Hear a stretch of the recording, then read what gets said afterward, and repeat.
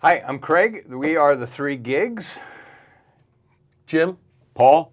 Craig. And we're here with another definition video, a short one about punch list. Who wants to say what it is? I do.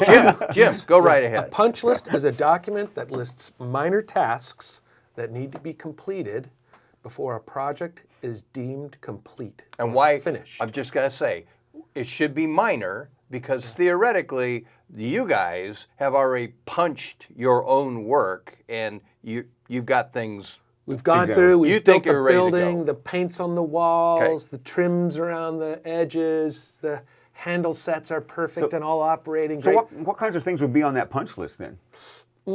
Maybe you turn off a faucet and it still drips. Or Toilets there's flush and they don't. Yeah.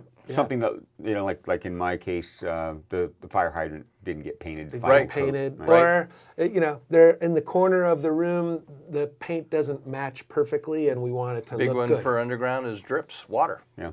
At connections, Sure. backflows. Right. So minor things. Yeah. Right. Yeah. Who does them? Who does a punch list? Well, that ends up being a byproduct of a thing called substantial completion, or a notice of substantial completion, where the general contractor tells you, the owner, that they're substantially complete, and you reply with, well, we'll be the arbiter of that. We'll tell you when you're substantially complete. And you go out and arrange this walkthrough with the general contractors, the subs that might be involved, owner's rep, whoever that might be, and they walk the entire project and they start creating this punch list. Now, do we wait until the very end of the whole thing, or can punch lists happen in, building by building or phase by phase? I would say you could do it phase by phase or building by building. It's really when the general contractor feels like, I'm complete and I need you to sign off. You're basically calling the shot. He's the driver. I'm I'm saying the driver of it. I need it is you to ready come in to and be tell punched. me. Yeah. And I'm saying, can I punch it yet? Can I punch it yet? Can I 'cause punch it wanna yet? take it. Yeah. And you're saying, not yet. Yeah, and it's important for me because as I get that thing ready to go, and I say, okay, I need you to walk through and tell me if you think there's anything left, because if you don't have anything, then we're done. But if you have a few things, then there's my list of minor tasks to complete, and then I'm done. Right. And you agree. And why is this such a big deal? It's such a big deal to the contracting community because we can't start that warranty period until you deem the facility substantially complete. Yep. And we want to get into that warranty So I period got an for our apartment with systems. 200 units, and I got 200 fan coils that are on or off, depending in the last couple of weeks. You're running tests, you're cooling and heating. All that equipment is in place and running for weeks and months. Could be months. And Yeah. the warranty hasn't started yet. Hasn't The started. official warranty hasn't started yet, which means that the manufacturer's warranty is already clicking away, but the warranty from the contractor to the owner has not even started yet. In the mechanical world, your warranty for something might have started in June. Oh, yeah. But I'm not accepting anything until October. Right.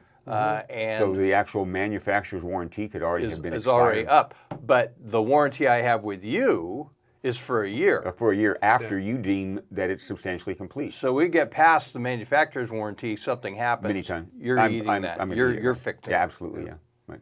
Which is a little side, which is one of the reasons why many times there's a negotiated deal to accept and have the owner pay for extended warranties on these kind of things. Right. But that's another discussion.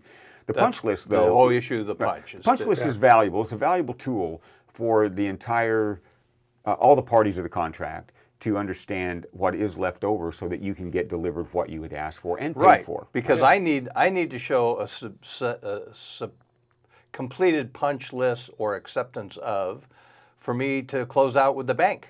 Yeah. I mean, you guys want to get paid retention. Yep. I can't pay retention a lot of times. I can't get that money unless I've got this paperwork. Exactly right. The banks now have said, we don't trust you anymore, owner. Yeah. You're going to pay them, and We want to know. Yeah. So, if we were thinking best practices around the table, I'll start from the bottom up and then maybe go. Best practices for me as a subcontractor is to never leave your job until everything that I'm responsible for is as close to finished as possible. Not almost done. Yeah. I want to get everything, and sometimes it's impossible to finish until the very end of the project. Right. But I want everything as close to finished as possible.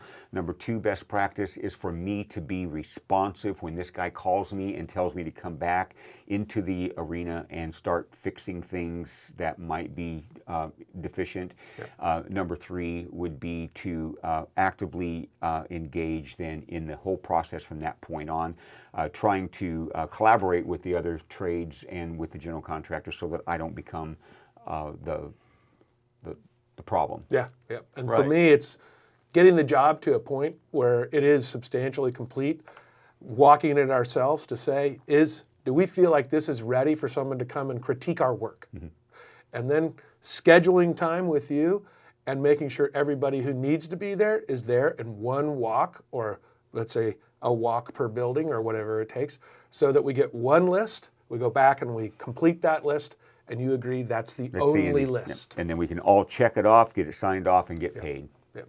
So for me, as an owner, best practice in terms of this process moving quick is for me to have one person start it and finish it. Mm. Yeah. And if I don't know, because of schedule of my staff or people or me, if that's possible, then for me, I would do my best to start it with 2 people. Almost always start it with 2 people, because during this process, which can take months sometimes, one of us may or may not be available, but that introducing a new person just messes everything up. Yeah. And then all of us together should be working to avoid the secondary and third and fourth and fifth punch list because of the inefficiencies of the entire group. Yeah. Right, and that's where we've talked about them. That's where we start activating back charges and change orders. Yeah. All right. Yeah. All right, well, that's our little quick talk about punch lists. We are the 3 gigs, and we look forward to seeing you next time.